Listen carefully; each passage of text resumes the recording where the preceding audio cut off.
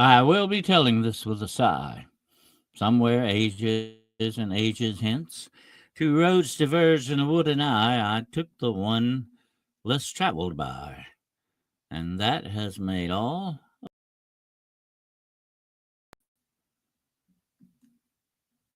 Hello out there in podcast land. I am your host, Dennis Carroll, and this is another episode of The Road Less Traveled. And this is the other co host, Mr. Gerald Fountain. Hello. Good evening, sir. Good evening. I will do my Bela Lugosi impersonation. Good evening. Good evening. There you go. That's the closest I get. Good evening. Well, tonight we're gonna get spooky around here, folks. We're doing haunted highways tonight on the road less traveled.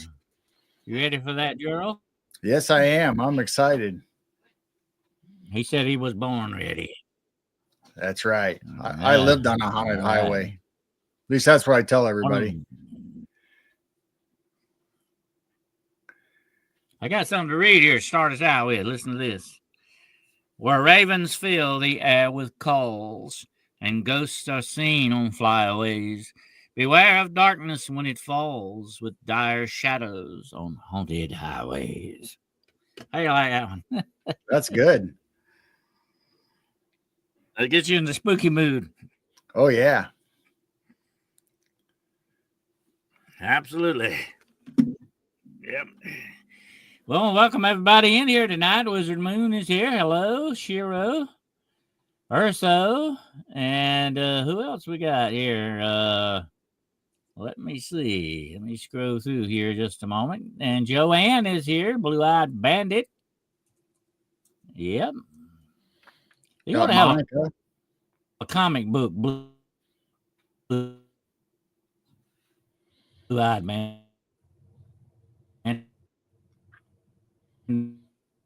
It,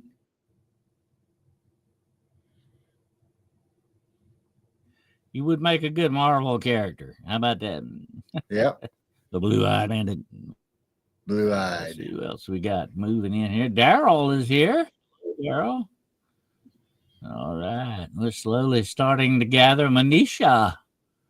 Hello. We're gathering in the old grotto here. Another episode level. I think this is episode 92 here. I'll tell you the big celebration when I hit 100 in there, okay? We're going to have a little blowout, maybe a contest and win something. Yes. Hello, Monica. Philip is in the house. He's sliding in the door, he says. All right. Jason, hello. And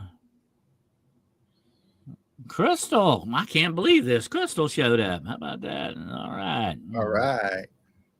Hello. All right. And Tracy, Benna is here. All right. Well, we're getting quite a crowd in here. You ready to go down some haunted highways, Gerald? Yeah, let's do it. The interesting thing about highways, highways and roads and all that play a big part in our lives because we use them every day. A lot of us travel either from here to Walmart or wherever it is we're going. We got to take roads to do it. And highways are definitely a part of that road system, a big part, the main part, you might say. And highways, of course, go all over the world. They go everywhere. And that's the interesting thing about them. They're a big part of mass transit in that respect. So they have a big part in our lives and definitely may even have a part in our afterlives. What do you think about that? So that's what we're talking about tonight. Haunted highways there, Gerald. Have you got a favorite haunted highway? Well, one comes through Illinois. It's Route 66.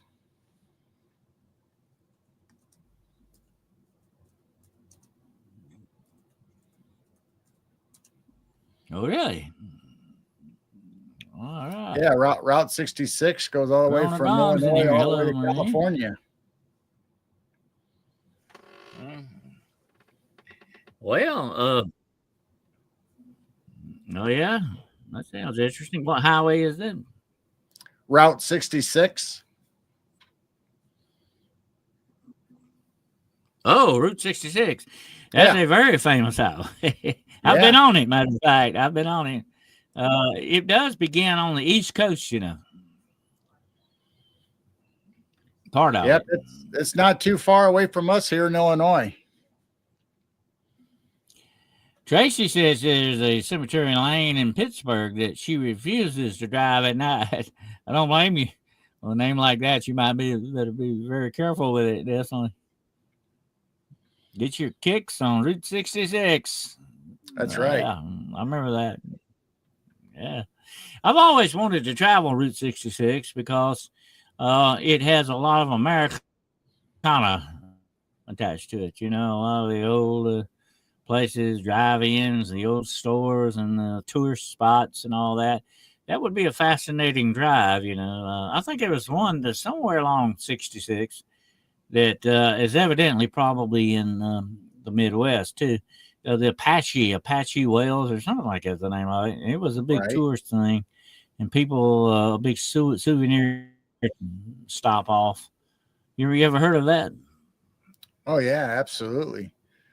I mean, the cool thing about 66 is that, you know, it stretches all that road and everybody had motels and unique places to stay. You know, you had the teepees and all the neon signs and stuff on there. But as a new interstate came in, it started closing down 66. And so there's a lot of abandoned places and almost like ghost towns. And there's a lot of pawnies and hitchhikers and all kinds of ghostly things on that highway.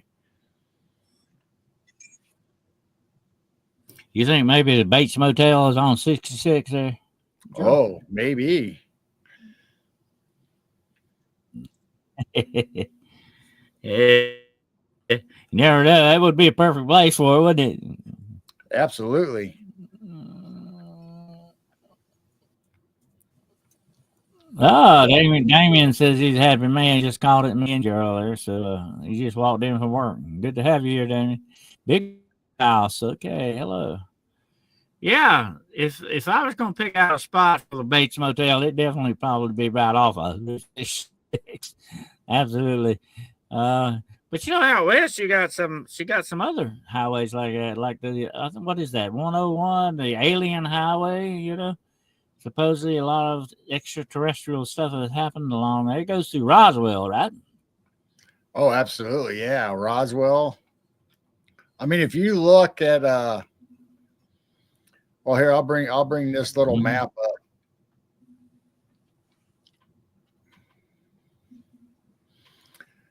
If you follow these parallels or these lines going across, you know, the lines going across the U.S., right there on the 37th is a UFO highway, what they call the UFO highway, but there is an actual physical highway that follows that and goes right to Roswell. And all those dots are UFO alien reportings on all these. So you got the 40th, the 37th, and the 34th parallel. It goes all the way across the U.S. And you got all those. And then right there in Roswell. Well, I write about that in my book, The Road Unseen. And there's a lot of paranormal activity goes on either side of that parallel. It's, yeah.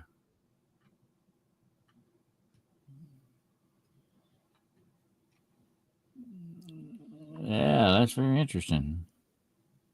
Yeah, there's a lot of high strangeness along that 37th parallel. Not just UFOs, but a lot of paranormal activity, supposedly. But you know, there's a lot of ghost stories and stuff connected to these highways, Jero, and to things that happen along there because of the accidents, you know, where people unfortunately lose their lives in certain places like that. And I'm going to tell a story in a little bit about one of my favorite highway ghost stories. But, you know, I have talked over the years to a lot of truckers, you know, and truckers, of course, they're always on the roads all over the country going somewhere. Part of their job, definitely. And they have had a lot of really spooky, strange experiences out there on the road. A lot of them have encounters with demons and monsters. A lot of people have seen werewolves and dogmen crossing the roads, Bigfoot, The list goes on and on. They've encountered a lot of cryptids out on these haunted highways too. You know. Right. I mean, it's just like we talked about the crybaby bridges and Resurrection Mary stories that all these highways and old roads have these old ghostly and haunted stories that go along with it. Absolutely. You know, these roads and highways, they're just like trails of the old days, trails through the wilderness, you know. And it doesn't surprise me that a lot of this paranormal stuff are drawn to these roads and highways because that's where humanity gathers. You know, humanity moves along these things. So they're definitely going to be attracted. They're going to be part of it without a doubt. And to me, that, you know, makes a lot of sense when you think about it. Yep.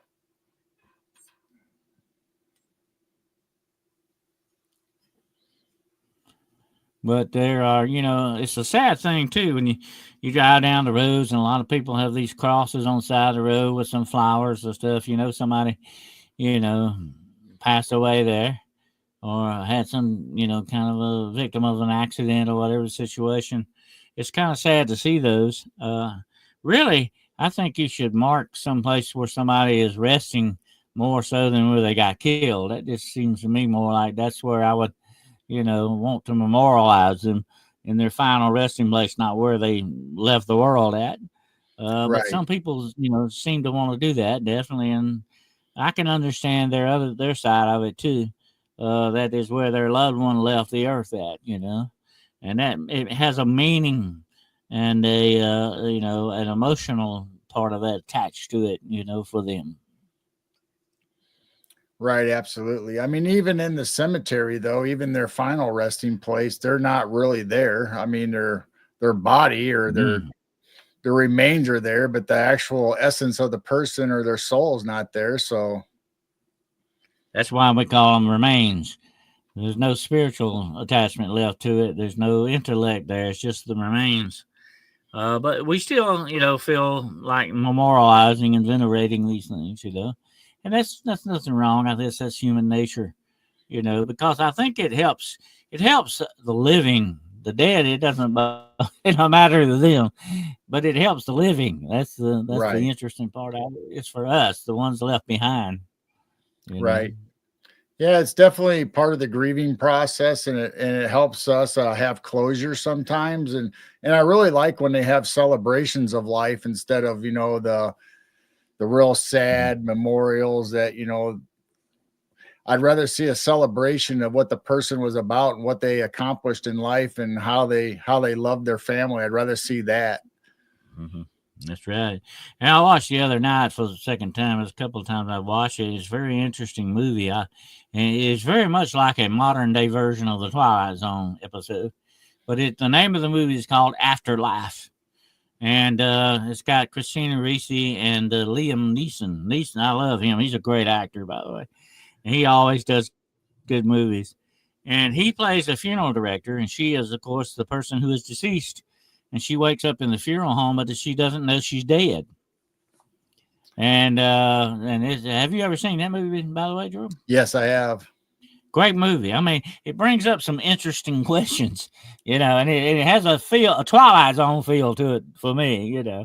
Of course, I would caution people that it does have some nudity in it. Definitely, she spends a good while in the movie naked, but but that doesn't matter if you're dead and you're on the table. I've seen a lot of dead. I have actually, you know, participated, not, you know, as an observer, in a couple of autopsies, and believe me, you don't want to go eat lunch after you watch this stuff. Okay, but anyway, uh, and I have actually helped you know, in the morgue a lot with a lot of deceased people, and I've seen them in many different ways, in accidents or just, you know, dying of natural causes, suicides, and all this. I've seen them in many different ways, and it is fascinating. But I'm glad that's really not my calling. Okay, that's just something I don't feel led to do. But it is good that people can do that because it is necessary. You know, it's a very necessary thing that we have to have.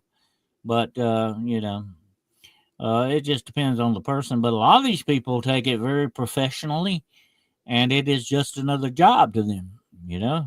And that's the way Right. you got to look at it. And as an ex police officer, I can tell you that's the way I was trained. You got to maintain that professional ability to it, or and able to for you to do your job correctly and effectively. You can't let emotions get in the way. But Yep. that's part of your job. That's the way it goes. Millie says that New Jersey Clinton Road in West Milford is famously known as a haunted road with legends of ghostly hitchhikers, phantom cars, and eerie creatures lurking in the woods. Well, of course, Cheryl and I both know the most famous ghost of all is the ghostly hitchhiker. All over the Right. world, there's ghost stories told in every place you can imagine. And I've always wondered, and there have been a lot of anthropologists have tried to track this down to see where it actually originated, and they can't figure it out because it's everywhere. And so is like you mentioned earlier, Crybaby Bridge. A lot of places have a Crybaby Bridge. Um, it seemed like a lot of these ghosts pop up. They're the same ones over and over. There used to be, I don't know if you ever remember seeing this, but and I think it was fake. I mean, I don't think it was real, but it was interesting where they actually found picking this girl up. She was hitchhiking on the side of the road or something. These guys in the car pick her up, and she turns out to be a ghost, and they have a wreck in the car, and they all supposedly get killed. That's another famous ghost story about picking up the ghostly hitchhiker. So Right. that is one of the most famous, well-known ghost stories in the world. Now, growing up, I always heard that Resurrection Mary or the hitchhiker was from Illinois, up by Chicago, or where they have the Resurrection Cemetery that she comes from. But I mean, like you said, there's copycats, and maybe that's not the original. I don't know, but that's what I've always heard. And she is attached to the road. She is seen a lot of times. She's seen in a dance hall too, I think, across there, something, or some of the buildings. Yep. But she's mainly seen on the road outside the cemetery. But she is attached to a road, definitely. Hmm. Yep, absolutely. She's been taken home by people, and she gets out right there at the road by the cemetery and disappears into a mist or a fog. And some people traveling the road even think they see a light, like maybe a flicker of a candlelight, or maybe she's holding some kind of a Hmm. lantern or something. They can see that floating orb that's supposed to be her. Oh yeah, and of course, we talked about that on that show we did about the ghost lights. A lot of Yes. those are connected to railroads and roads and highways and stuff too. Um, I think there's one very famous one. I cannot think of where it's at. I think it's in Ohio somewhere, where there is supposedly was a policeman who got out in an accident and was hit by a car and killed. He had a flashlight in his hand, and there have been reports since then that people have seen this flashlight moving alongside the road, and when they Oh, get up there to it, there's nothing there. There's wow. nobody there or anything with a flashlight. And a lot of people speculate it's some kind of reflection off things, but reflections don't usually move around like that. I mean, they don't usually walk Right. on, go up and down the road like that. So, it's possible there could be a reasonable explanation for it, but then again, you wonder about these things because the same thing has happened with a lot of these so-called brakemen on railroads that have gotten killed, with the lanterns in their hands, supposedly decapitated and all that stuff, that are still supposedly seen as well. There's one very famous one here in my state of South Carolina. That I've actually been by there, but never got to truly investigate it like I wanted to. But it's called the Mako light. And anyway, um, there's a lot of those around, and they are attached to roads, highways, and stuff. Definitely, that makes them haunted. Yep, there's a lot. I mean, this, like you said, and we've said before, it's all across the whole U.S. and not even just the U.S. It's across the whole world. I mean, there's deadly roads, there's accidents all the time, and Hmm. anywhere there's trauma or some kind of terrific or tragedy that happens, there's usually some kind of ghostly or paranormal activity. I think it was Ed Warren that said there was nothing more traumatic than death, and that does make sense when you think about it. Uh, Dying on the roads, especially like that in a horrific accident of some sort, maybe getting hit by a car or something like that, would definitely fall in line with extreme trauma. Absolutely, and that would be a very emotional thing, a very spiritual output for something like that, and like we've talked about before, different places, and there are a lot of liminal places out there, definitely, and fascinating. And of course, some of these liminal places are definitely crossroads and bridges and other places like that that have to have roads and highways connected to them. Right. Sometimes it's on the railroad tracks and roads where the two meet, and they've had horrible crashes, whether it's passenger trains and automobiles or semi trucks, right And there at the plane crashes. crossroads. Plane crashes too. We've got a ghost right here, not too many miles from where I'm at. This scene is called the raincoat hitchhiker, and he died supposedly in a small airplane crash in Oconee. It's so called Oconee County. I've done a lot of Bigfoot investigations there, and he is supposed to be seen on rainy days like tonight on the side of the road in a yellow slicker trying to get a ride. And he keeps telling me, I got to get home. I got to get home. I got to get home. Unfortunately, the guy will never get home. But they people from time to time say they pick this guy up and they will go on down the road with him and he disappears and leaves nothing but a rain puddle on the seat. Right. I mean, there's all Well, that's kinds. kind There's of a all kinds variation of the like ghostly hitchhiker. celebrities. Like James Mansfield, James Dean. I mean, there's all kinds of them that died in horrible car accidents, and supposedly there's some kind of ghostly activity in those spots. Girl on a gong says some people believe the resurrection Mary may be based on the story of Anna Marja Dorcas, a young woman who was killed in a car accident near the cemetery in 1970. And I think what happened that she was like leaving a dance hall after a date or something like that. Is when this happened, when she was supposedly killed, I think. And she keeps trying to get back to that dance hall as if she's got. Here's the thing about these things, girl. And as a paranormal investigator, I've speculated about it for many years. People who die with something left undone, they got to get somewhere. There's something that's preying on their mind. There's something they got to do. Uh, Seem to be the ones that make ghosts. They seem to be the ones who remain behind when they shouldn't. We have one like that right here in South Carolina, by the way, a ghostly hitchhiker that is seen on the highway 80, I think 85 or something like that, going down towards the coast between Columbia, South Carolina, and where I'm at, as a matter of fact. And she is picked up on the side of the road, and she tells people that she's got to get so and so, got to go somewhere because her mother's sick and needs some medicine. She's got to go buy medicine for her, something like that. And when they go on down the road, of course, she disappears, and they realize they didn't pick up a living person. But that's sort of a variation. There's so many different variations of the ghostly hitchhiker. You could Right. fill several books full of it. Yep.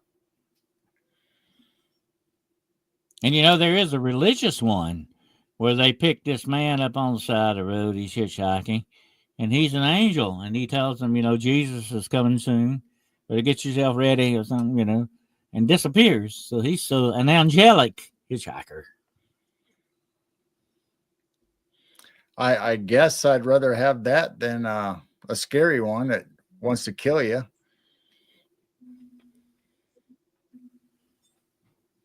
Oh yeah, the one that attacks you. Yeah, that was what happened with the girls in the car.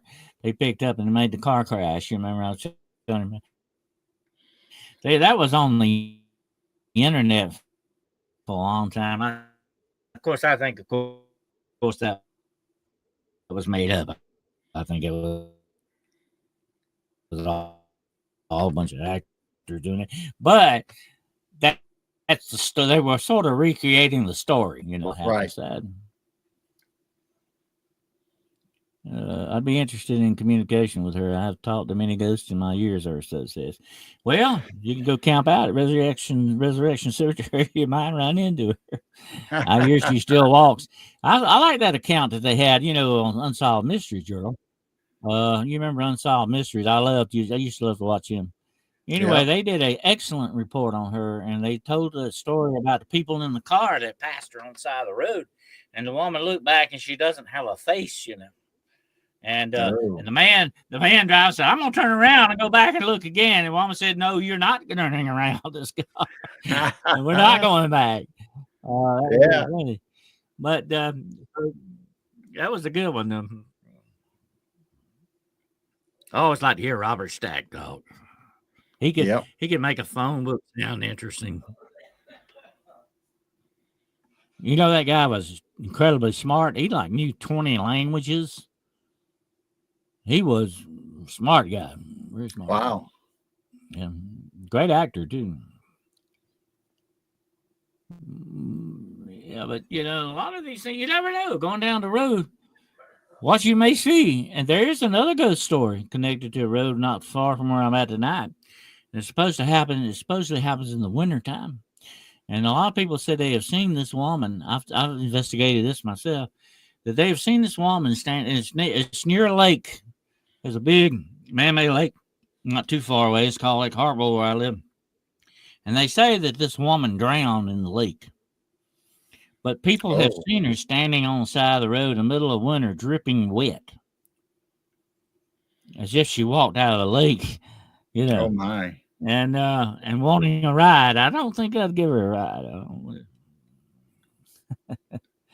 But she's still trying to get home, you know. And a lot of these so-called ghosts are earthbound, because they're trying to do something. They're usually trying to get back home. That was the number one thing they died with, on their mind. They had to get back home and go back home.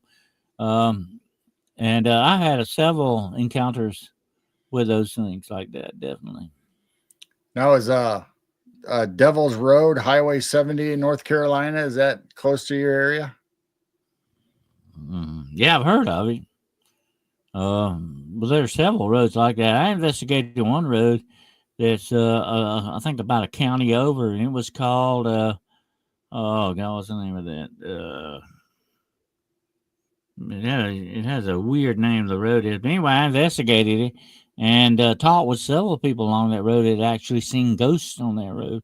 Well, some in their backyard and all that, but it was right off the road.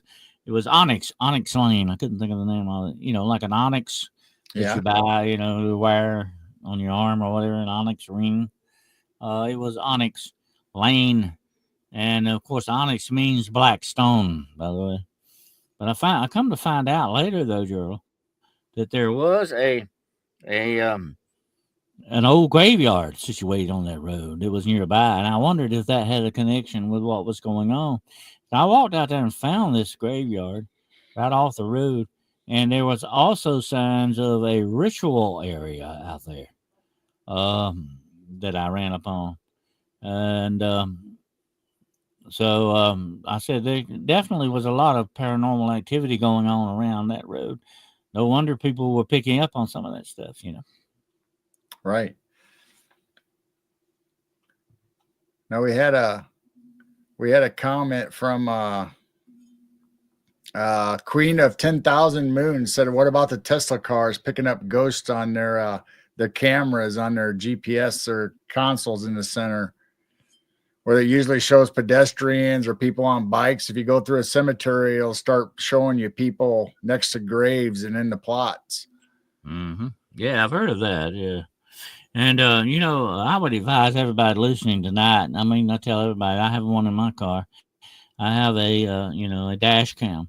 And really, you need to have those for your own protection and things like that, because to me, there's a thing going on where the people stop in front of you, back up into you, and then claim you did it. You know, Right. of course, in most states, it's against the law to hit somebody in the back. It's automatically your fault. And these people are doing this to get money and sue you and get money out of you, and the insurance company and all, cause you a lot of trouble. But if you've got evidence on your dash cam what they're doing, that pretty well stops that, you know. And a dash cam is very, very important. I would not want to have a car without one, you know, because you need to be able to prove your side of the situation, whatever it might be. And that dash cam is, you know, a silent witness for you. Yep. Absolutely.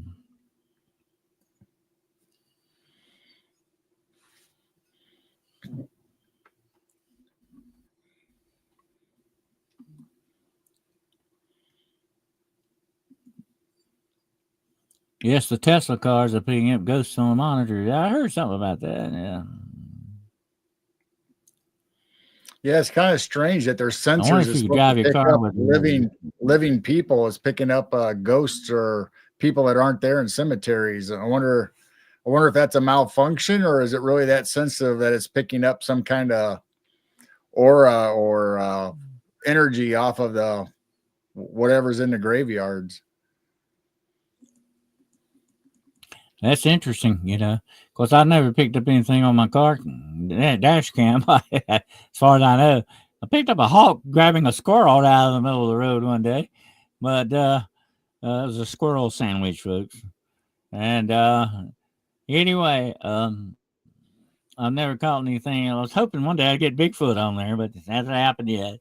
Anyway, it is though very important that you be able to prove, if somebody says they hit you or you hit them, to be able to prove to the police what really happened, or somebody has a little road rage incident on you and tries to beat your car up or something.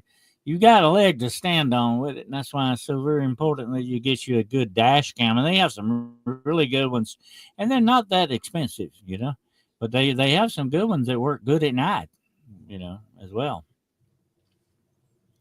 I think the one I got come off of Amazon. I paid like $60 for it, but it's got excellent night vision, by the way.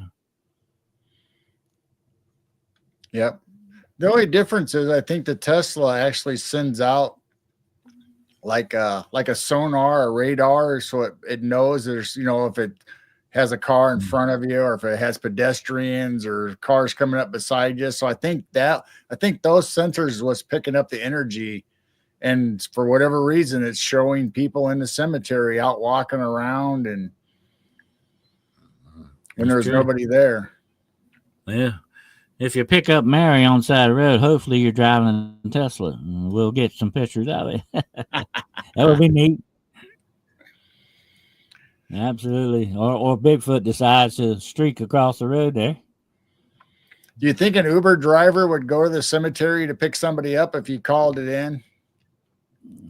I have a story about that. A guy one night, suppose he was a Uber driver, and he got a call to go to this address, and when he got there, it was a cemetery.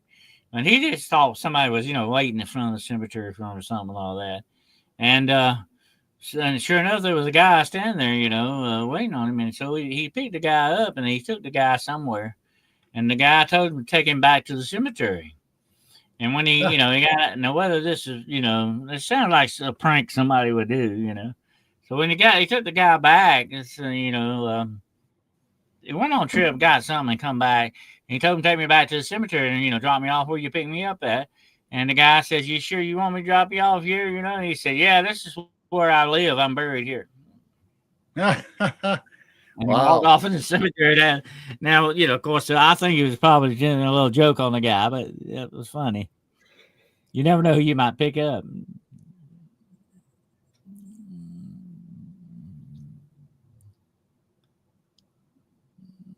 But there is a lot of stories connected to the haunted highways of the world and the different places like that. And I'm gonna tell you one right quick. It's one of my favorite ghost stories attached to that. But and this has been proven fact. This is not a prank and all that. This is fact. It's been proven that this man was driving along the road one night, and this woman stepped out in front of the car, and she flagged him down, and he could tell that she had like blood on her. She'd been in an accident, and so she told the guy, "Please."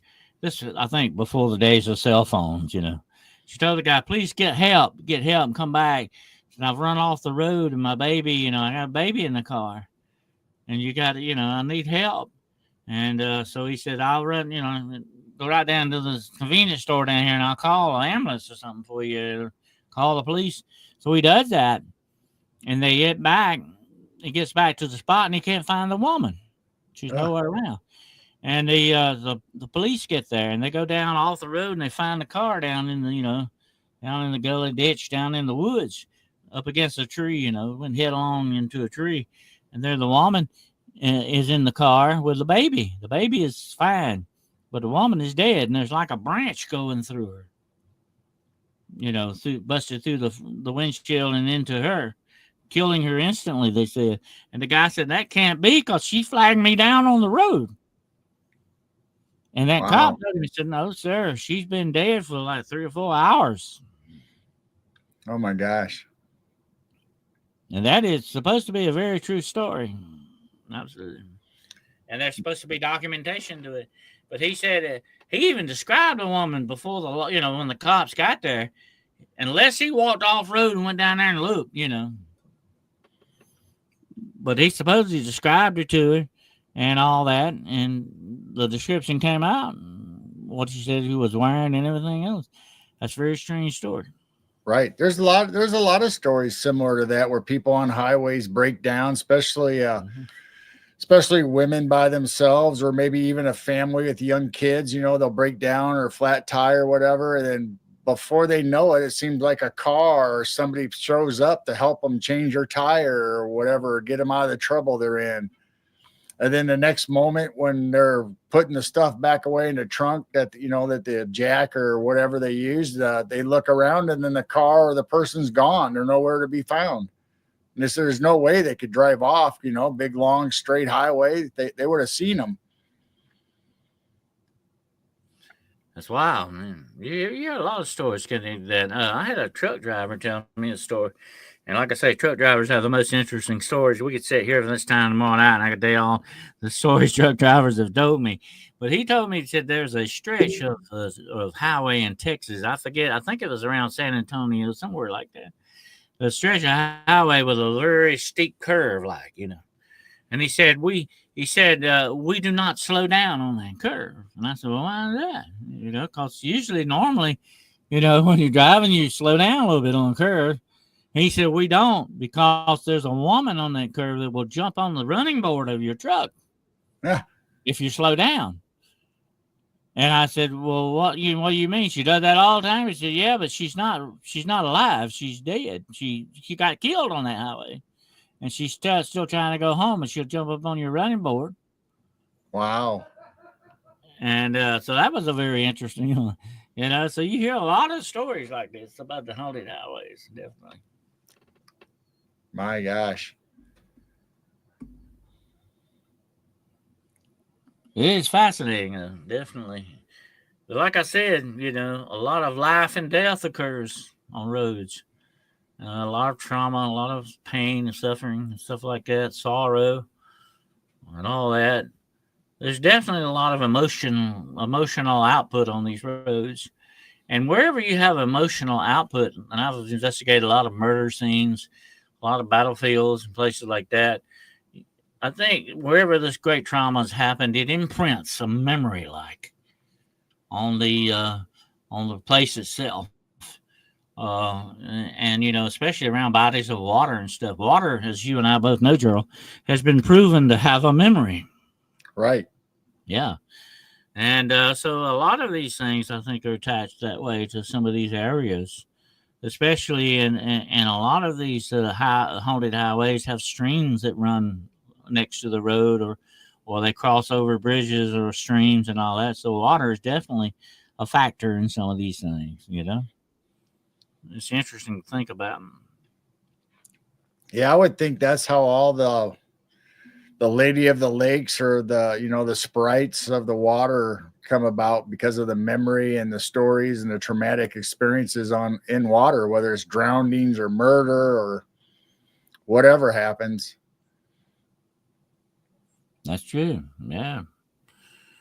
Absolutely. That's a very traumatic death as well. A very sudden death too, by the way, sometimes, most of the time. Unless it's a stabbing or something like that. And with people linger a little bit longer. But death can be very sudden. Murder can be in many ways.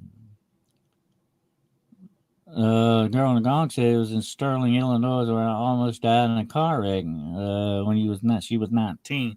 I've been in several car wrecks myself, and this is very, very painful in many ways. It's not only if you get hurt, but it is a very shock to your system, because you're still moving when the automobile or truck or whatever doesn't move anymore. You're still moving at the same speed that it stopped. You know, that's just the way it goes. It's sort of like rattling a rock around in a can. That's what you are inside of that vehicle. Oh my, she went through the windshield. Yeah, it went through the windshield. I'll tell you what, you're very lucky that you didn't leave your face on the windshield. I've seen some people do that. That's why it's much better to wear your seatbelt and hopefully try to stay, behind the console as much as possible. You don't want to go through the windshield because it can really mess you up. Yep. A lot I of have a, uh, I have a scar right on top of my head from when I was little in a car wreck. That the rear view mirror stopped me from going through the windshield. wow.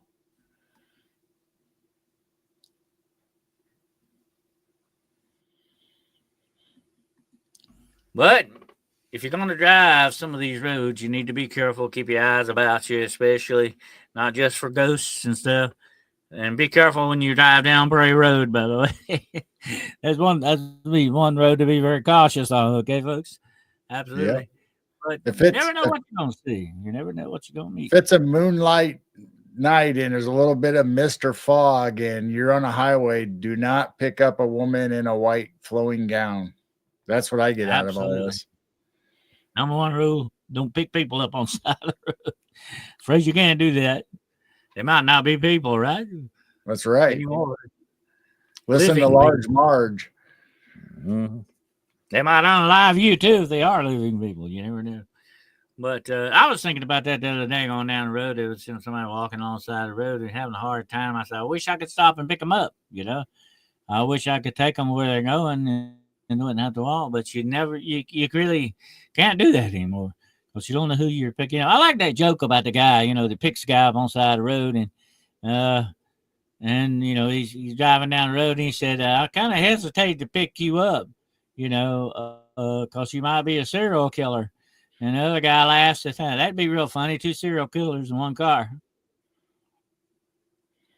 You know the one of the worst serial killers that we had in the U.S. was a woman truck driver that was picking up people, young men or hitchhikers, and killing them up in the mountains. It was Mm-hmm. a woman. Yep, she was a humdinger. I remember her. I can't think of her name. They called her a monster, by the way, and she really was very much like a human monster. But she had some bad mental problems too. I think definitely. Uh, when I was at Mitsubishi Motors, the guy that worked with me, his when he was younger, his older brother went off hitchhiking through the mountains, and he was going out to the west coast of California, and he happened to be years later the family found out that he was identified as one of the subjects of this woman that killed him and threw him off into the ditches. Yeah. It was like 30 years later or more before they got closure. Well, I investigated a very old jail in Charleston, and it was where they incarcerated America's first female serial killer, Lavinia Fisher. And Lavinia Fisher owned a inn on the side of the road right outside of Charleston. You checked into her inn, but you never checked out. And finally, somebody caught her at it. What her and her husband would do, of course, they would rob you and kill you. And then they had, I think, some kind of a lime pit like under their house or somewhere nearby. They would throw your body in. But they accidentally messed up with one guy, and he got away. And he alerted the authorities, and they found so many. I think enough of the personal belongings of people to say they may have killed around 30 or 40 people before they were caught. And the last words of Lavinia Fisher, I investigated where she left this world at on the hangman's rope. And her last words were, "If you got the, want me to tell the devil anything, tell me now, because I'm fixing to go see him." Wow. She was a rough old lady. That's gotta be the worst thing for serial killers or people that murder people is like when when a victim gets away. I mean, it's like, oh my gosh. That is Yeah, like her the name was most. Eileen Warnose. That was her name. I couldn't think of her name. That woman you were talking about. Yes. Yeah, Arlene. I just remember they made a movie about that. I think the movie was named Monster or something like that.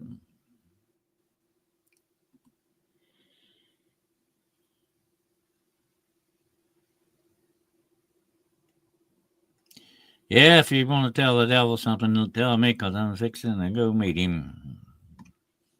I guess Oh you knew where my. she was going. That's one woman knew where she was going, definitely.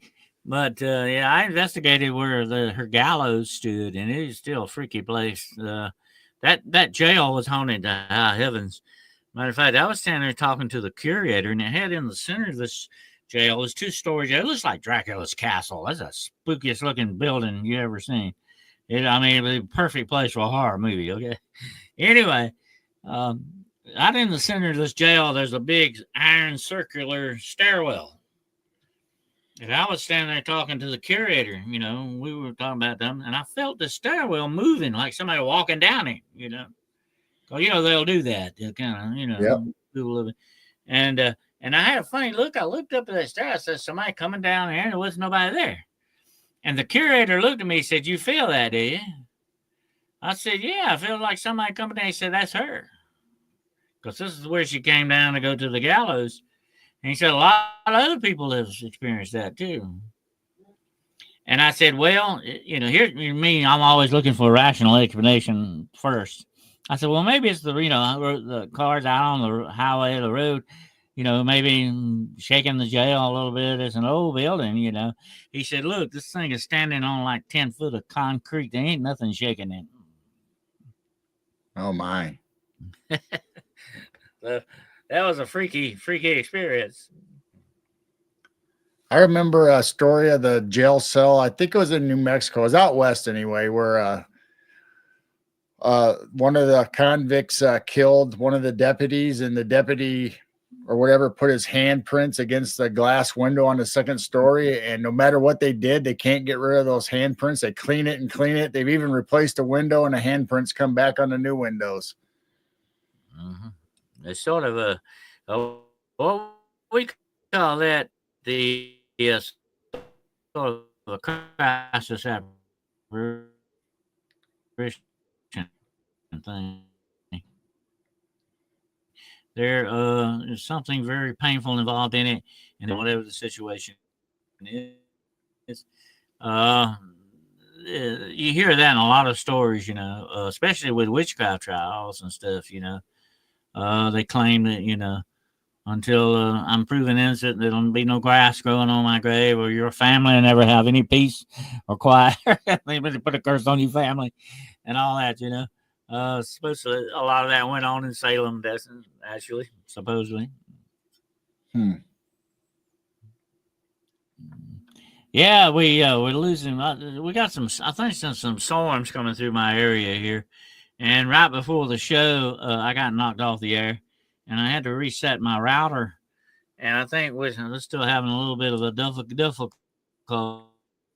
there. My lights went out for a moment and came back on, but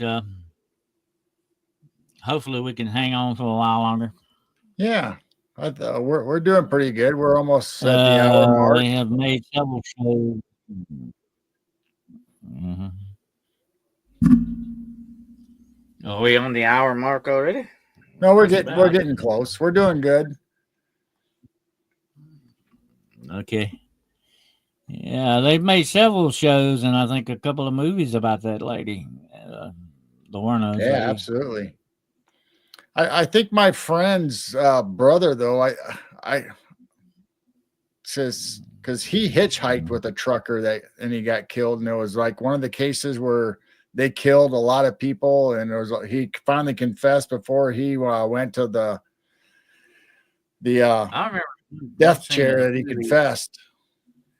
I remember one scene in the movie that was very disturbing. Was she took one guy out in the woods and supposedly for sex, and she pulled out a gun and said, "I'm going to kill you now. I'm going to kill you. And he begged, begged for his life. Said, please don't kill me. I got a family. I got some little kids and all that. And she said, well, let me tell you what I feel about your family. And she shot him in the head. And Oh so wow. she had absolutely no feeling. That's the way serial killers operate. They have no feeling, no empathy for anyone. They don't look upon you as being human or part of their human family or anything. You're just something to use and abuse, and that's it. Yep.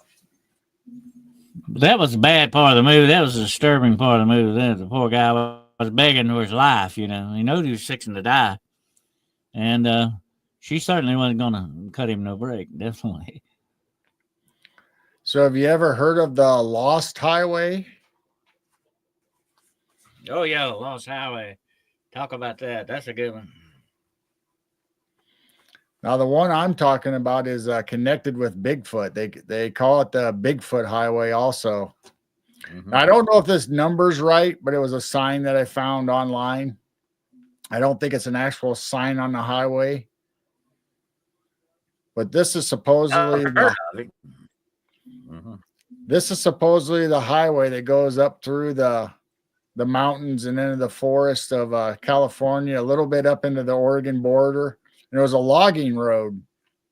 Well, this logging road just happens to never got completed because of regulations for environmental reasons and stuff like that. So most of it was finished, but then there was parts that weren't.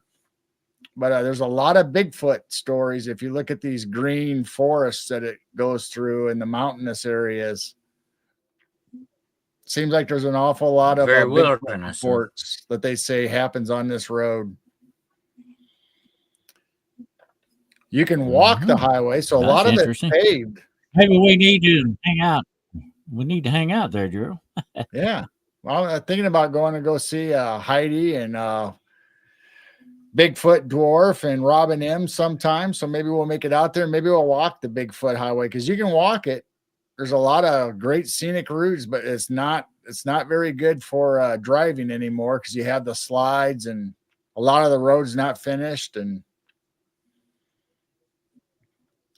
But it's called the G&O Road. That's interesting. It was supposed to be a logging road, but they made it for passenger cars to go on it too.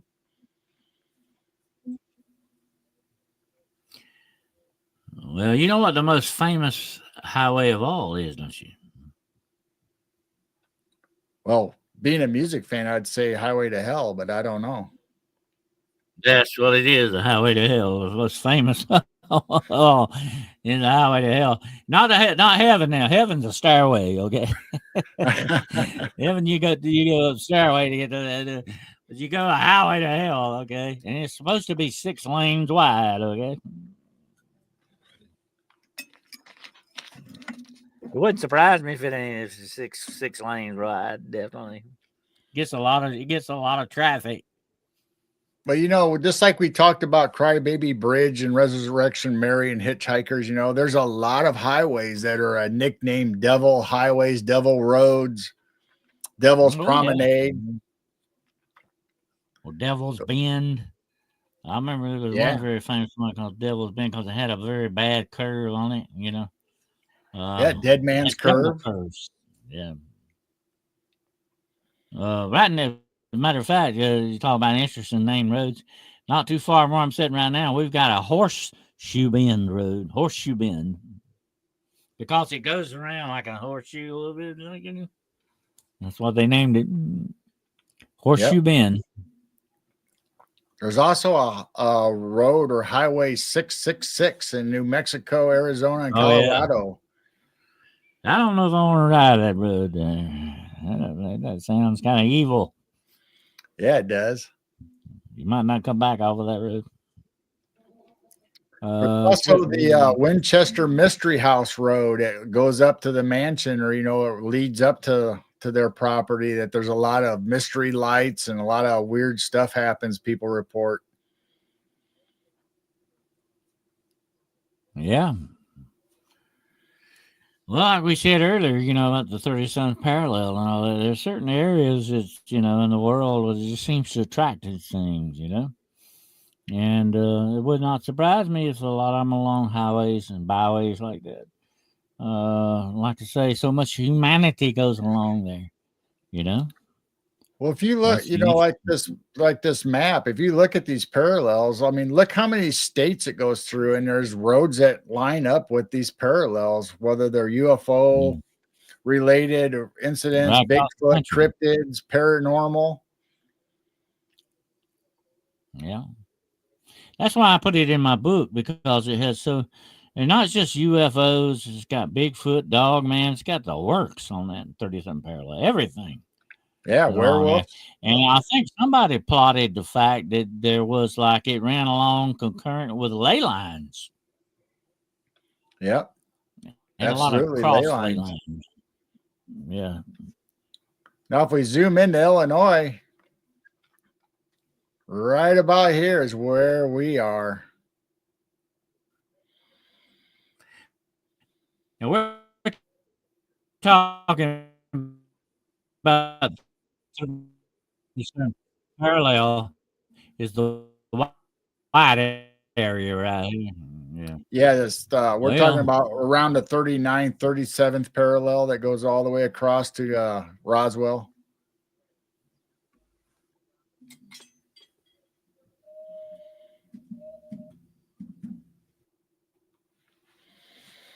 I got completely knocked off for a moment there. You still with me? Yeah, you went dark and kind of got robotic for a minute. I thought maybe you're Okay, going to there do we a go. robot Having a grandpa little or more something. problems.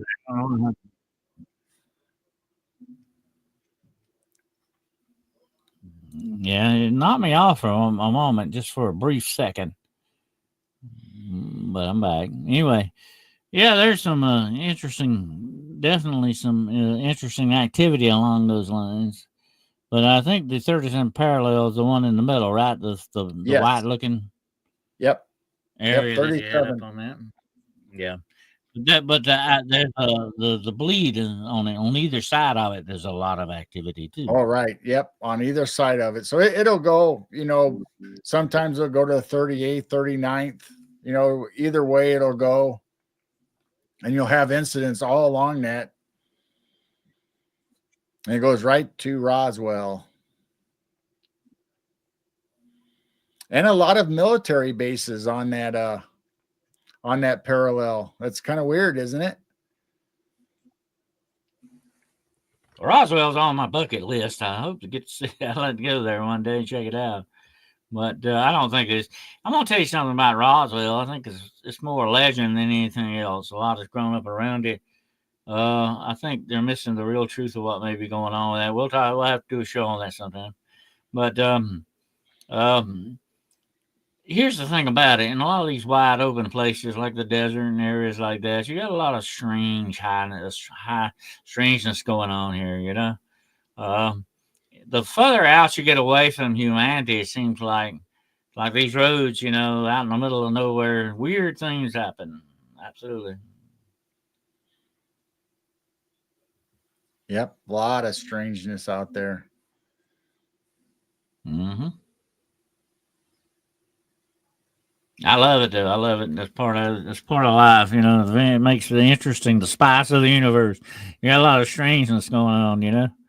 It makes things interesting. It keeps them interesting. Yep. I found one more,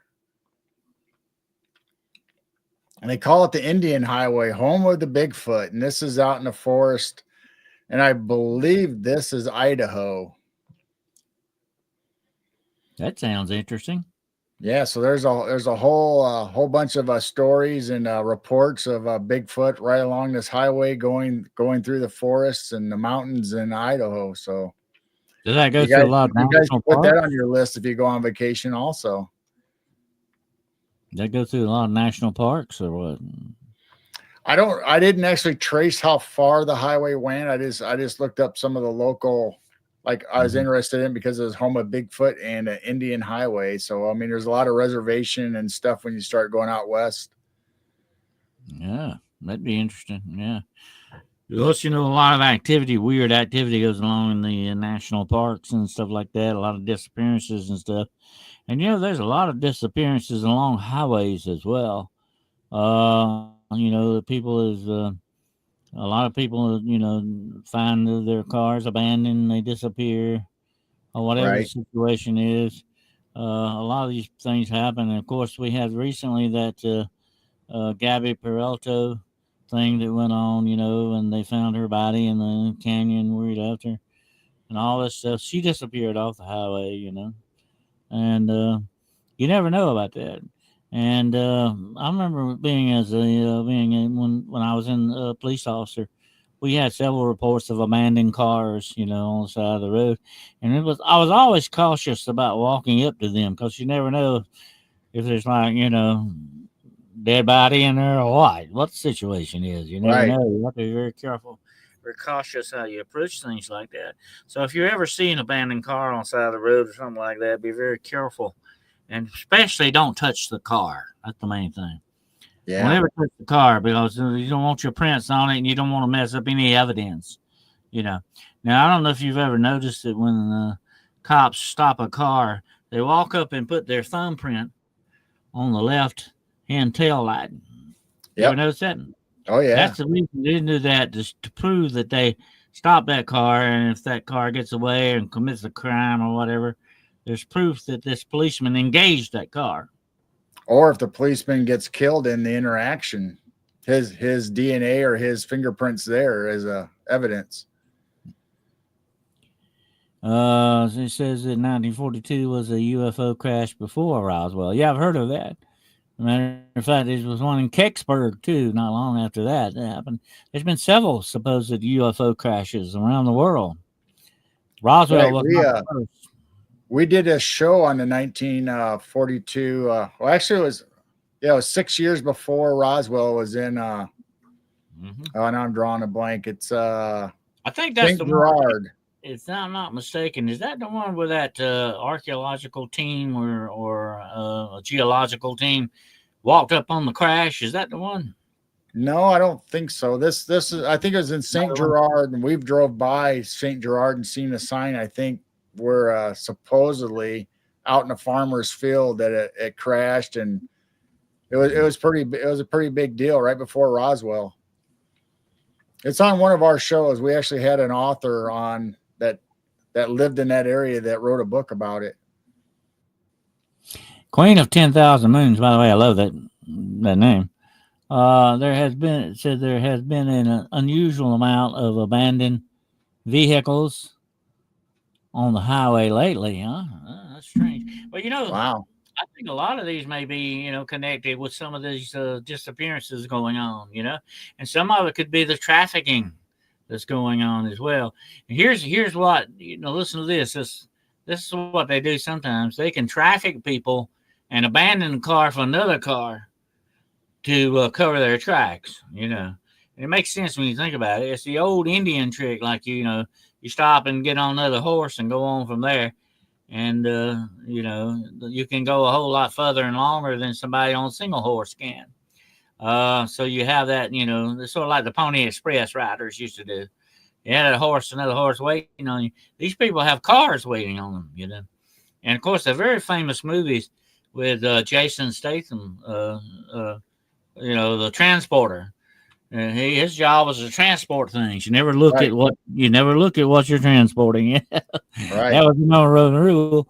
And so you have a lot of this stuff going on like that, folks. That may Yeah. be why you see some of these abandoned cars. They may be stolen and used for these purposes. Oh yeah, absolutely. I mean, all these highwaymen, they always had two or three cars stashed along their way, whether they're going back home or going to another state where they were from. They always had cars stashed. Yeah. There's always a driver. There's always a getaway driver too. Hmm. The wheelman. Oh yeah, you always got that. That's part of the job. And of course, they're just as guilty as the ones that commit the crime because they're just as involved in it. They just happen to have a different job. But I've always used that as this illustration. If you and I go rob a bank, and you drive, and I go in and rob a bank, you still get time just as guilty as if you'd have walked in and robbed a bank. You're complicit. You And want to that's you why want I to say, make sure that you pick a wheelman that's reliable, because if you go out after you rob the bank and then all of a sudden your car is not there waiting for you, yeah, you're in you don't want trouble. him, you don't want him to panic and leave you. That'd be a bad situation. Uh, you have to have somebody reliable to do that, but they're just as guilty as you are of the crime itself in many aspects. And that's why I say we need to be very careful with what we're complicit with. Even being silent is a form of complicity, you know? You Yeah. need to speak up sometimes for things. We don't need to be silent on things. My bug, Sonny's 11. Hello, my bug, Sonny. Um, Dr. Dennis Girl, the German UFO crash was very interesting, and there's like video snippet of it. That UFO was huge. You know about it? I've heard about that. Yeah. I don't think I ever saw the footage, but I'm familiar with what you're talking about. Yeah. Um, the Nazis, I think, were deep into this stuff. Absolutely. And, you know, they made a movie, and it was a terrible movie, by the way. Don't waste your time. But they made a movie where there was a secret moon base with Nazis, and they had flying saucers, and they come back to take over the world, kind of a thing. It was a crazy movie. I think it was called Iron Sky or something like that. It was a weird name, Yeah. and it was not a good movie. But don't waste your time with it. But it was an interesting concept, and of course, a lot of people claim that they still have all this stuff in the Antarctic. You know, they have a secret base there supposedly with these flying saucers. But they say that was might have been what it was. The Nazi Bell, as it's called, by the way, was what Oh, yeah. crashed at Kecksburg. You know, and that's interesting. And the author John Van Venner has talked about that a lot. You know, Yep. Well, if we ever it's do a a very UFO interesting show case. coming up, we'll have to talk about the UFO that was so big that the government or the agencies built a building over top of it so they didn't have to try to take it apart and move it. Oh yeah, I've heard of that. Yeah, it was so big they built a base over it. Yeah, they covered it up. They could cover it up and study it. I think supposedly. Um, and there is speculation that that may be why they guard Area 51 so much. That it may be built on a big UFO or something. That would definitely be what is termed a mothership kind of a thing. Yes. Hmm. Yeah, it was huge. Yep. But um, and I talked about this before. We had Bigfoot Dwarf on here a few minutes ago. I think he's gone now. But there's been a lot of reports in Los Angeles with these weird buildings that people go in, and they will be bigger on the inside than they are on the outside. And then they go back later, and the buildings are gone. Would that be not some type of a spacecraft that looks like a building? You know, it Oh, can disguise maybe. itself. It can sort of shapeshift into something that looks something. Would that not be the perfect way to hide something in plain sight? Yeah. Wasn't it you that told me the story about that you would go get a cup of coffee at McDonald's and one day the door or something was blocking the door? It was weird, different. Oh yeah, I heard something about that. I remember hearing that. Yeah. Um, but there's always that funny part. You know, we used to make fun of that. So one day you go to the bathroom at Burger King and you step over into another dimension. Yeah. That would have been a bad situation too. You never know what you're going. And and since we're talking about haunted highways and stuff, there's so many reports of people encountering weird fogs along bridges and highways and disappearing portal wise into these things. That's another fascinating aspect of the haunted highways. The Absolutely. ones where you lose time and space on these highways. Yeah, that's freaky. Yeah, when we had Danielle Diva on our show, she told us a story that happened to her and her family as they were Yeah, several traveling on the highway in I had Canada. one They woman. lost time, and they were Share this constantly seeing the with you same right cars quick. over and She over. said that she was a young girl and said that where she lived there was a stretch of highway that went from where her house was to where she worked. Okay, straight highway. Wasn't no turnoffs. Maybe there might have been an intersection or so in it, but it was a straight highway. Okay, and she said, Mr. Carl, it took me 10 minutes to go from my house to my place of work down the highway. Unless you got stopped for street light or, I mean, a red light or something, traffic light. And he said, but there was, it might have been a minute or two, you know.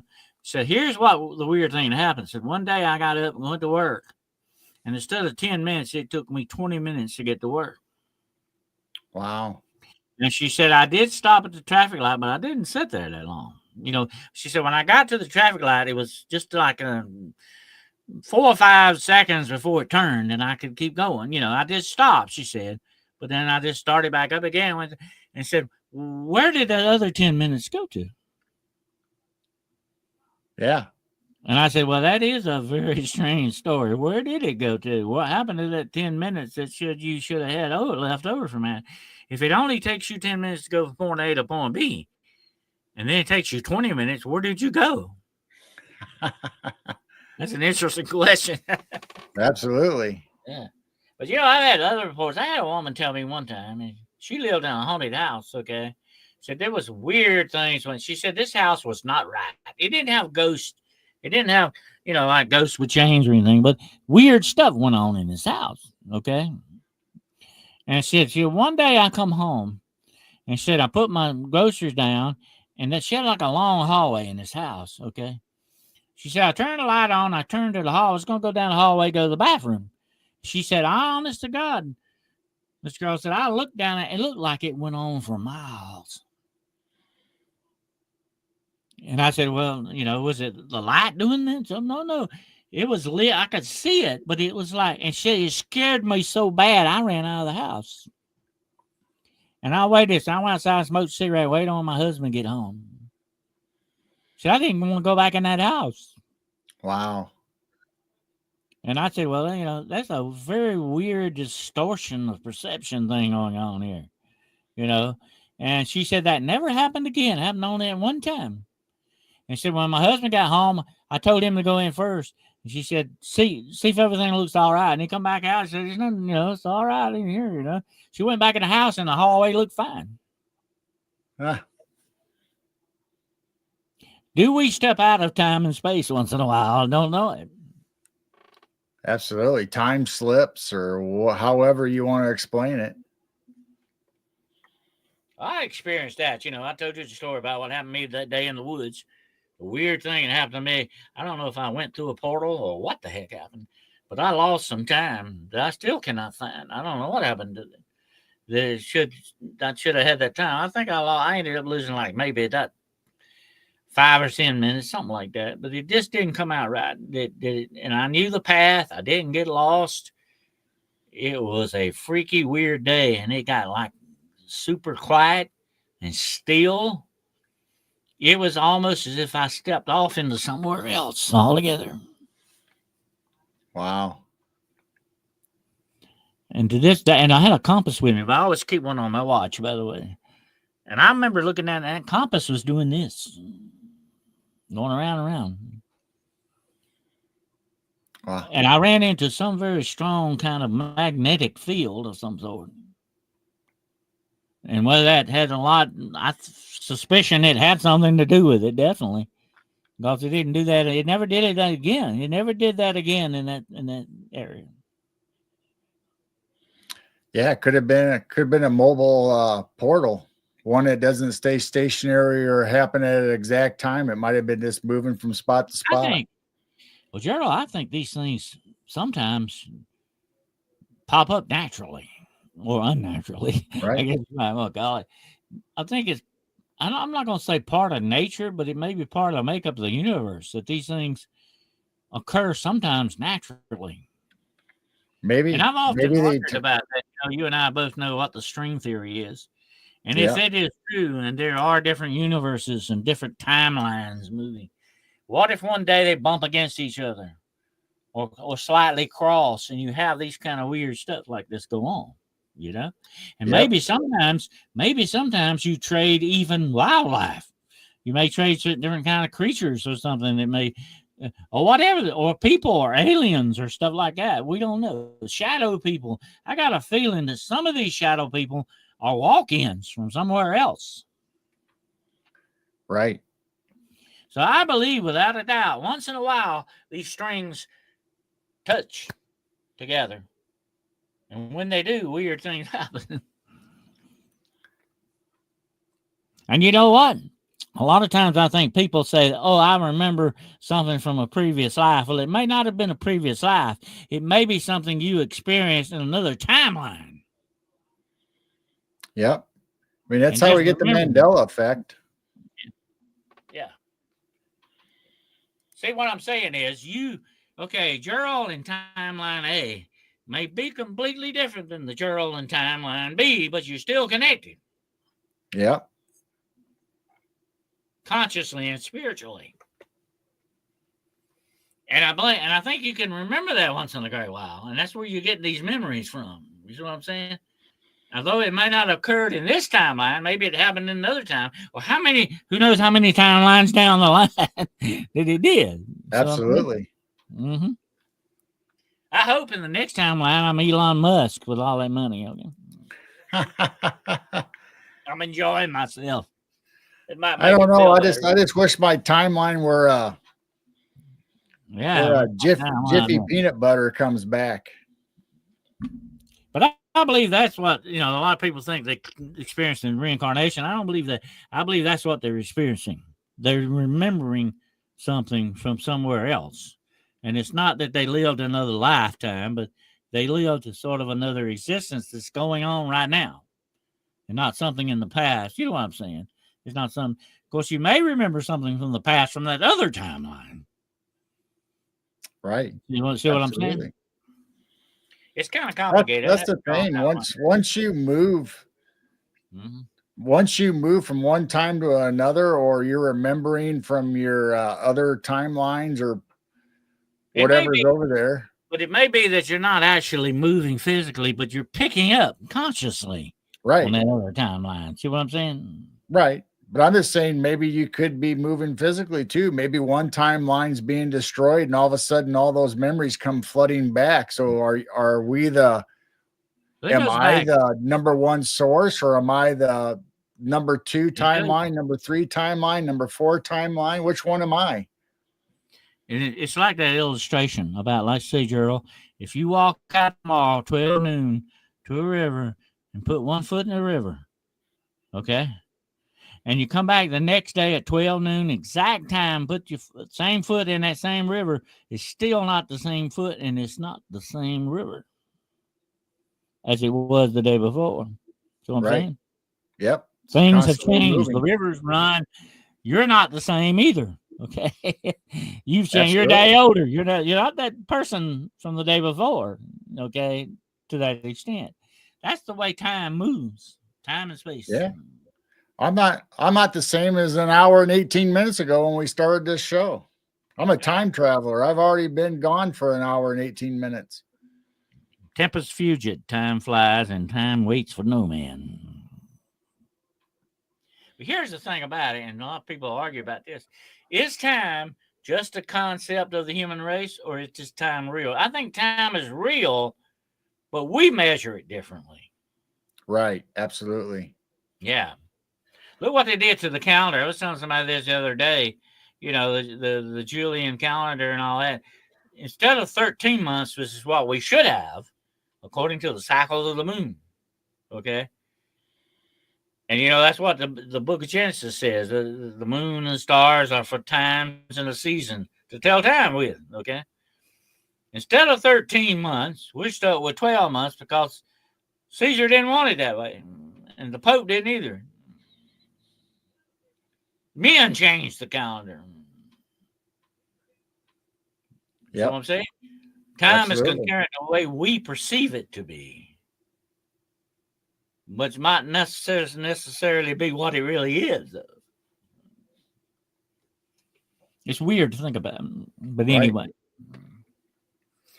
Yes, you're right. You're not the same person you were yesterday. You're not going to be the same person you are tomorrow if you live that long. Personally, I'd rather go back to the 13-month calendar and start the month on the same day and end on the same day. Well, if you had 13 months, every month would be equal. I think about like every month would have 30 days in it, and that would be it. But now you got, half of the year has got 31 days and all this. It got messed up. I think the Pope was the one that actually did all that. He's the one that screwed up the last Julian calendar. Caesar did a lot of it, but the Pope really finished Right. it off. The Pope really messed it up. I think it was Pope Clement that did that. But anyway, um, they screwed around with time. But really, according to the cycles of the moon, the months should run that way, 13 of them.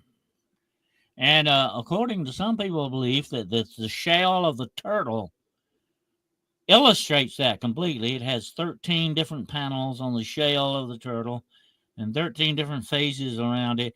And it comes out like a calendar on the back of that turtle. Yep, exactly. Mhm. We've done a show and talked about that.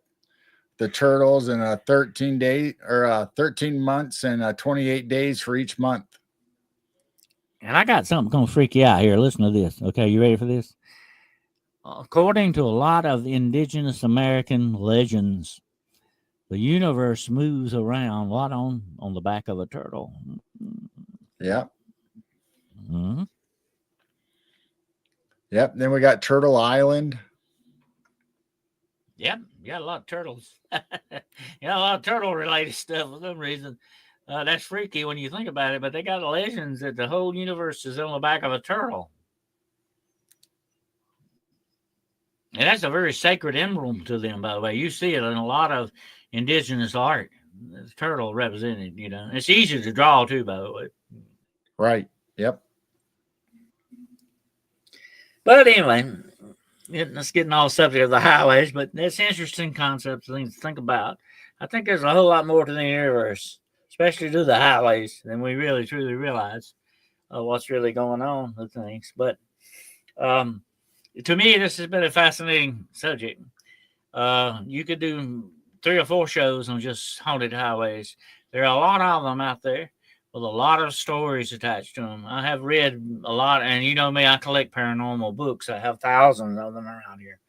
And I have collected a lot of books about those haunted highways, the stories truck drivers tell, the stories that policemen have told, the bus drivers.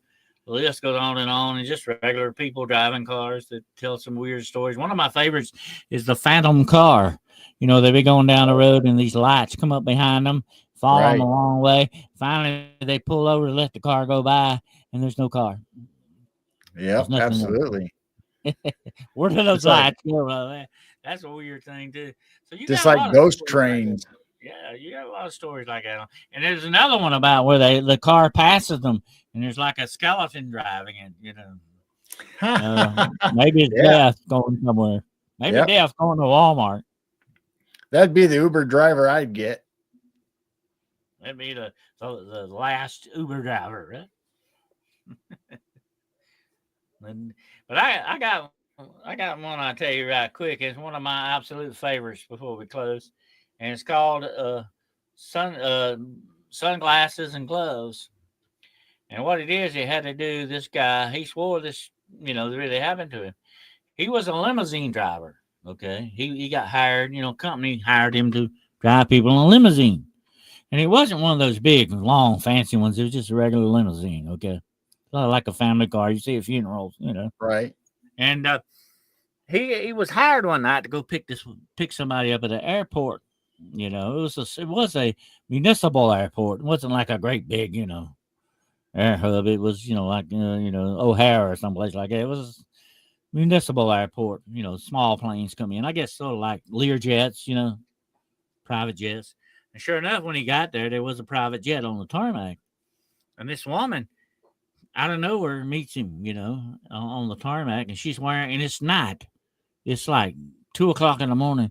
She's got on a pair of sunglasses, big old sunglasses, and she's got on a pair of gloves. These long gloves like women used to wear. You know what I'm talking about? Right. And she says, "I'm gonna need you for the night, and here's the list of the places I want you to take me to." So she hands him the list.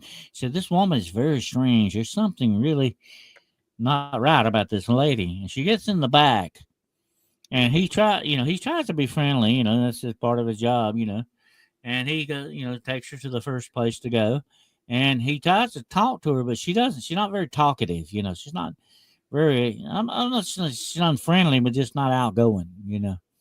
And she will answer him once in a while, something, yes or no, but she's not getting in a conversation with this guy. She's Right. acting kind of really weird.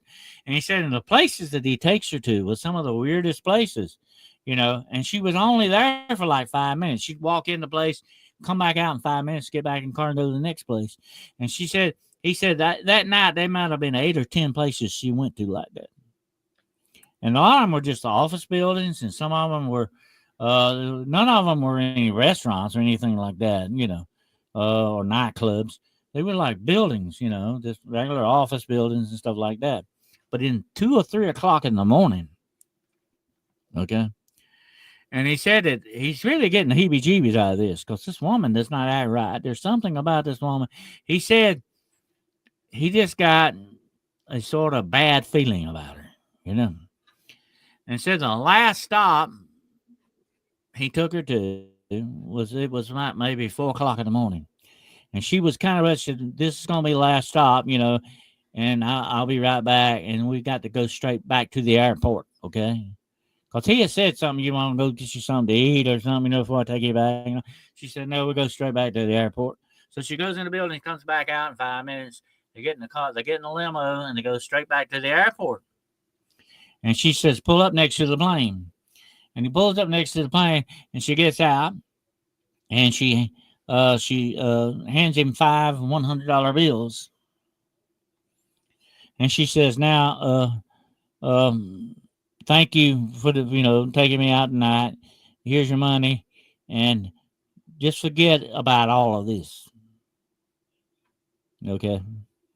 Yep. So he said the next thing I remember, I wake up in my bed.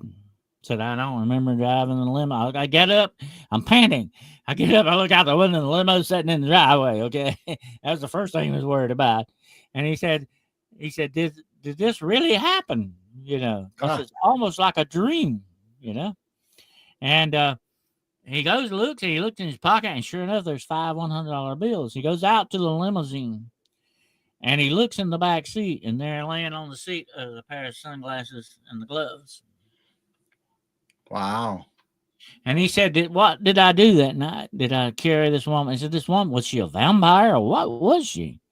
He did. I never saw her eyes. I don't remember what, she looked like. I just remember the last thing she said, and I forget all about this.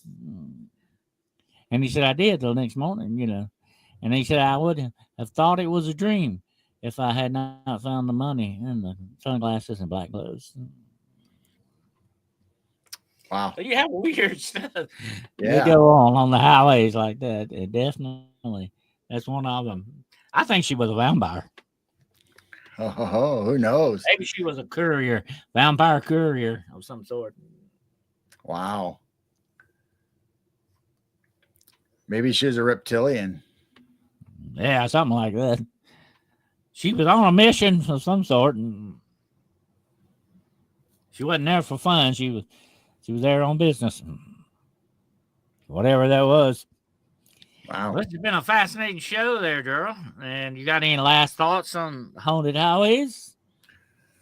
The only thing I can say, and we've talked about it earlier, is do not be a hitchhiker and be careful if you're a driver picking up hitchhikers. I mean, it goes both ways. Yep, definitely. Highways do go both ways, don't they? Did it not? And I think that's an interesting allegory for these things. You never know what you're going to meet on the highways. You never know what you're going to meet in life, whether it's on a highway or in a supermarket. You never know what you're going to, encounter. But like we said earlier, that's what makes life so interesting. It makes the universe interesting anyway. You never know when high strangeness is going to bleed over into your life in one way or another. You never know when you're going to encounter it. But it's good to kind of keep an eye out for it just in case. Yep. If you're ever anywhere near the 37th parallel, don't be a hitchhiker there either, or you might end up being a hitchhiker on the Galactic Highway. Yeah. Yeah, especially in known areas like that, you better keep your head on swivel, eye on your six, definitely, because you never know what you might run into. You just don't want to run into anything that might unalive you real quick. E.T. might take you home with him. Yeah. and don't pick up women wearing sunglasses at night. That's one thing to think about too. Well, it's been fascinating, and we appreciate everybody checking in with us tonight, and all of the people in the chat. We thank you so much for your support, Gerald. What you got coming up this week, my friend? Well, we got the Night Owl Lounge coming up on Wednesday, and we'll probably dig into some more cryptid reports, and we might touch on old Bibles. We kind of talked about it before, doing old Bibles, so we might bring up some. We have a couple here at the house. I've been taking pictures of some of the artwork in them. It's pretty fantastic. And Friday, Saturday is going to be creepy movie night again on our Rumble channel. So we went almost 4 hours last weekend, both nights, showing movies and TV shows. And then Sunday, we have Piercing the Veil, our normal show where we interview guests. And we have Lynn Monet coming back to tell us some more angels and paranormal stories. Oh yeah, that sounds good. I'll tune into that definitely. Absolutely. You got a store too. You have to tell everybody about your store. Yeah, I think Girl in the Gong. I think she already posted a link in chat earlier, so you can get your Chiro Sounds swag there for keep your vibrations high, and it's got a nice picture of a wolf in it, so you can get her logo from her channel, and you can also get Midwest Night Watchers. You can get hats, the Night Owl Lounge on shirts, and all kinds of stuff. And the newest one we added is the space penguins that they had a UFO mushroom, and the eyewitness said there was little alien penguins running around, or that's what it looked like, and they got into the mushroom and took off. Ah, sounds interesting, definitely. And I'm thinking about starting me a store up myself pretty soon here. Definitely, so I may need your advice on it. But it's interesting, definitely, that you can offer this to people that might want to get in on some of the swagger, and all that. But my shows on this week, of course, will be Wednesday night. We will have Hunting the Shadows at 9 o'clock p.m. Eastern Standard Time, and then Paranormal Point of View Friday night at 9 o'clock p.m. Eastern Standard Time. Check out that fantastic show I did with my good friend Jessica Jones today on the Cryptid Huntress. We did a great show on celebrity lookalikes and possible doppelgangers and stuff like that. It was very interesting indeed. Also, a great show with Danielle Diva Borzon, the Duchess, and we talked about some prophetic stuff and that. So she I think has put that online now, and so you might want to check that out. That was a great show, and we'll be on there with Chantel Thursday on Aquarius Rising, South Africa, and we'll be doing a show on there. And who knows what else is on the horizon out there? I might pop in on Gerald's show one day. You never know. Never know. You've been on our show several times already, and I'm sure we'll have you back, as well as Jessica's. She's been on our show. We'll have her back. She's busy though. I'll have to catch her when she's not in the woods or out doing research. She's a busy lady.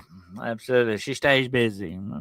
Yeah. And you might want to tell people that you might be starting Rumble, going on Rumble and posting stuff. Yeah, I'm trying to get everything set up for Rumble, if it'll let me, and I'm trying to get that fixed up. And of course, a lot of people might not realize I have a paranormal consultant service. If you have, any kind of paranormal problems, demonological, alien, or whatever there may be, you can get in contact with me at DennisWCarroll.com or DennisWCarroll@gmail.com. If you have any, all of my services are absolutely free. It won't cost you a thing, okay? So if you have any problems, be sure you contact me, and we'll see what we can do with it. And I appreciate all of the support. Gerald does too for the show here. We're starting to get a little more acclimated with it, and we're starting to get a little more interest in it, and that's good. And we're gonna still keep going down that road less traveled, find out some more offbeat stuff we can come up with next week, and hope you'll stick with us to watch. Appreciate your support so very much, and it means a lot. It definitely does. And like I said, like Gerald and I said, these are your shows too, and we like your feedback. We want your communication. We love it when you got the chat running hot like you did tonight. That's always good. And we want to welcome some of the new people here, the Queen of 10,000 Moons, and some other people that are showing up for the first time. We appreciate you being here, and we appreciate all the other the regulars that come back, and the support that you give us is very highly, greatly appreciated. And thank you so much for that. And you got any last words you want to put in there, Gerald? No, I just like you. I appreciate everybody in chat and showing up and all their kind comments and all their suggestions on stories and things that they know. That helps us out a lot, and we just love you to death and hope to see you next time. All righty, and that goes double for me. And appreciate you all so much. And until we get together again, have a good night, all of you. And we hope your week is fantastic ahead. And don't forget to check in with us next week on some of our other podcasts, okay? And until we get together again, my friends, take care. Remember now, faith is greater than fear, okay? So we don't want to live in fear. We want to live in faith. Absolutely. And we appreciate you all so much. And until we get together again, Godspeed and ciao.